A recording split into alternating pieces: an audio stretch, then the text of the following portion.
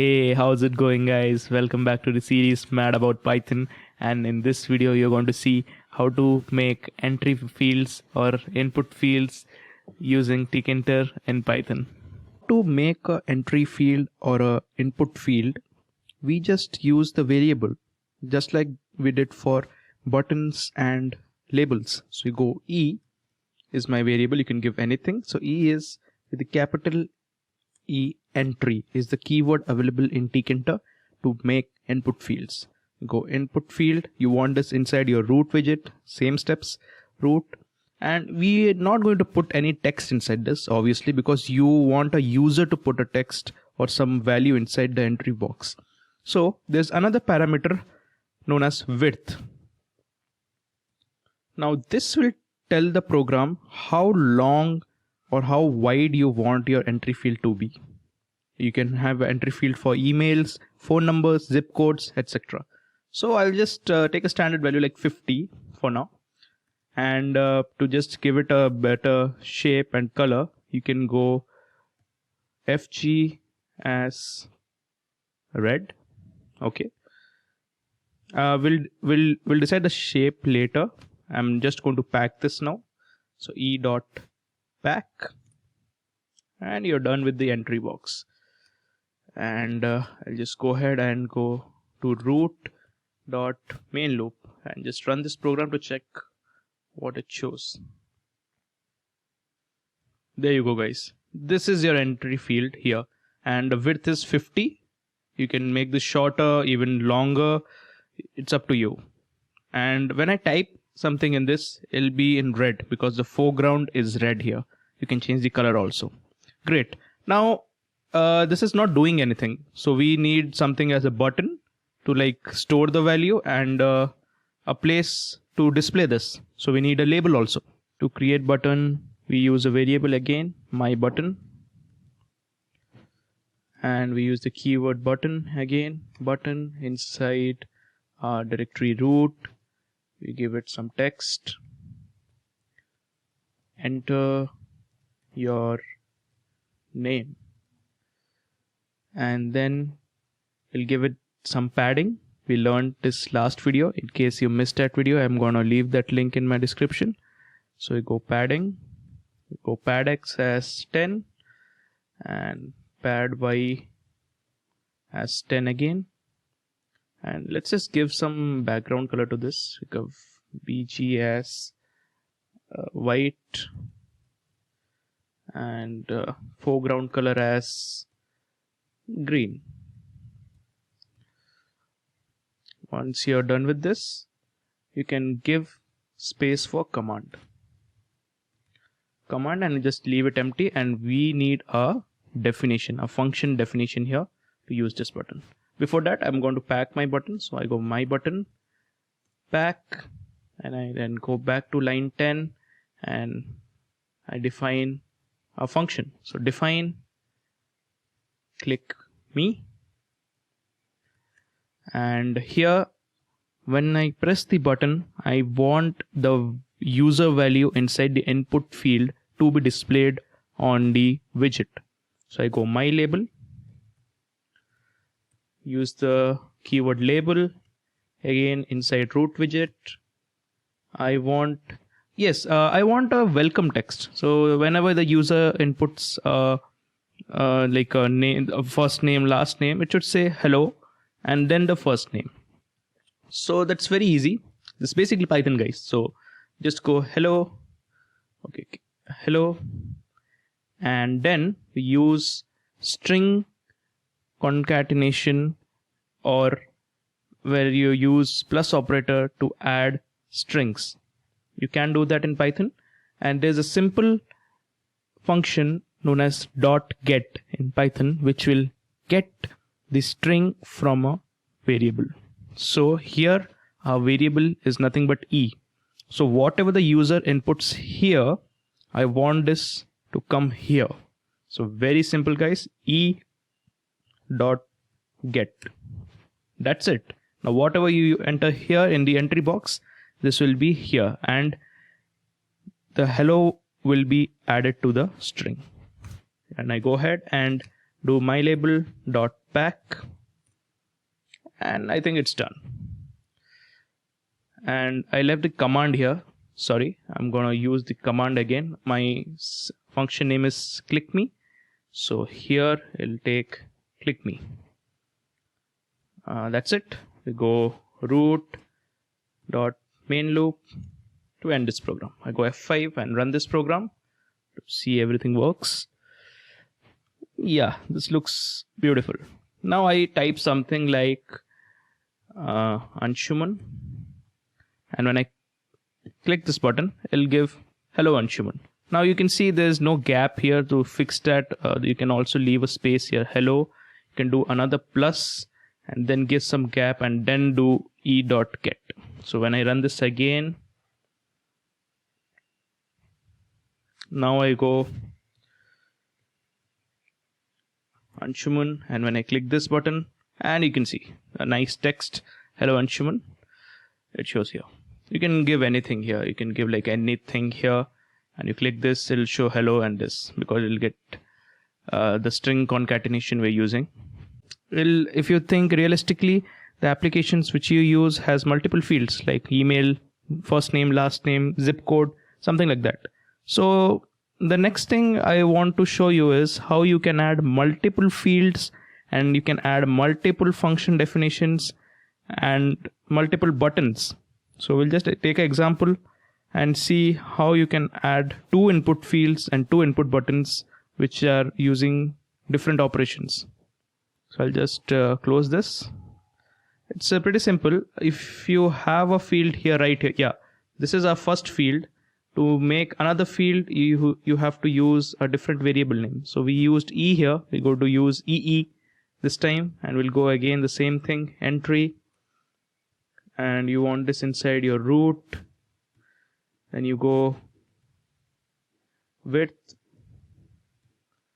The width you want is again 50. You know what? Just keep it short.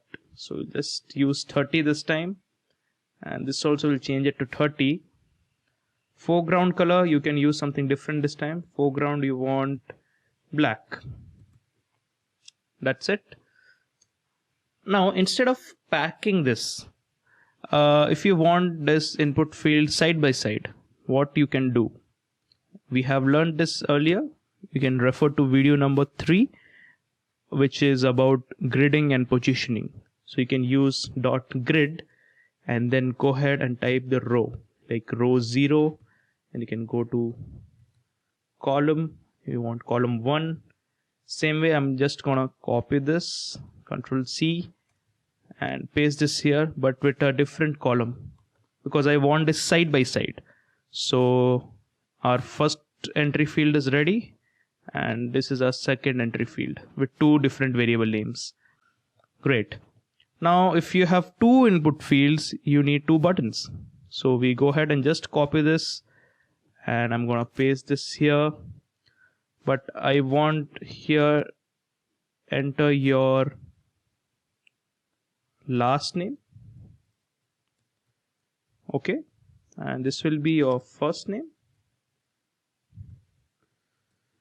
Great. Just to differentiate, we're using 2 different fields. I'm gonna keep everything the same, the padding, pad y, and the background, foreground color, all everything same, but I can't use the same command. So I'll just remove this one and we'll make another function. So we'll just go ahead and make another function. So simple, guys. Def, and we go to click me. Click me already exists, so I'll go click 2. You can do that. You can name it anything. Then we need to show the value back to the screen. So I'll just copy this label again. Simple, guys. Just copy this again here, and you need hello and dot eget for the first one, but you can't use the same variable. The second entry field is named as ee. So what you can do here is ee.get. So it'll get the value from the second entry field here. And again, instead of packing this, you can use the grid to show the value just under the button. So we're going to use grid, and go to row row you can give as column row 3, you can give column as 1, same again, and here inside you can go to the second label and give the name grid. Again, row you can choose as same row 3, but you want this in column 2 because this is for the second field. So I'll go ahead and put column 2. Great. Now you have your 2 functions ready, you have your 2 widgets entry fields ready, and you have your 2 buttons ready here. Great. Now let's just run this and see how it looks. I'll go ahead and run the Python file.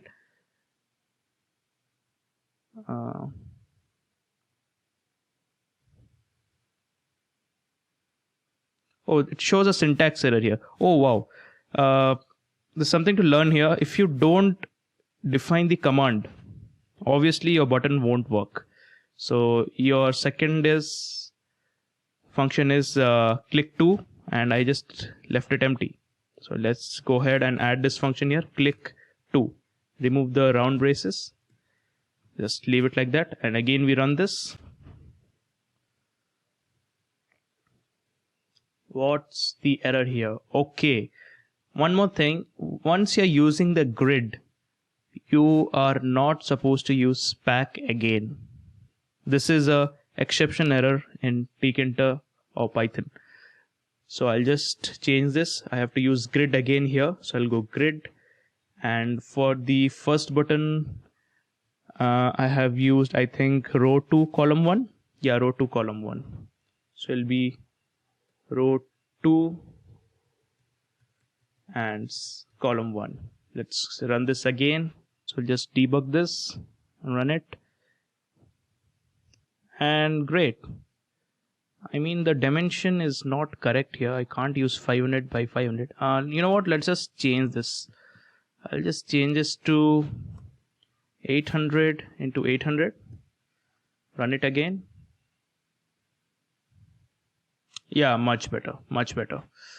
Okay, so you have your 2 input fields ready right here, and you have your 2 buttons also. Enter first name, enter last name. Hello is where I have given a string concatenation. We'll give some value here. So I'll give my first name like this. You can see hello Anshuman. I give my last name here like this, and there you go. So this program works. And you have this doubt, if you click this button again and again, this doesn't move or delete the first value you have given. If you want this to be deleted and make the input field ready for the next value, you can use a simple Python command, and it's called delete and end. So I'll just close this, e.delete, and inside delete you want the first item, so you need to put 0 as the first item, and you just end this. We'll do the same thing for the widget 2, but the name is E. So we'll go to the widget 2, give ee.delete, and you do the same thing. You go to the first value and just end it here. Very simple.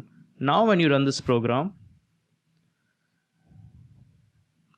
here, and you put something as your first name, and when you click this button, boom, this thing disappears. It is ready for second value. I'll go and put something else here, and you click this. Now it shows something else. Same way for last thing. Let's check this out. You click this one value, and then this is gone. This is deleted. And then you put something else and click this again. There you go. It gets deleted again.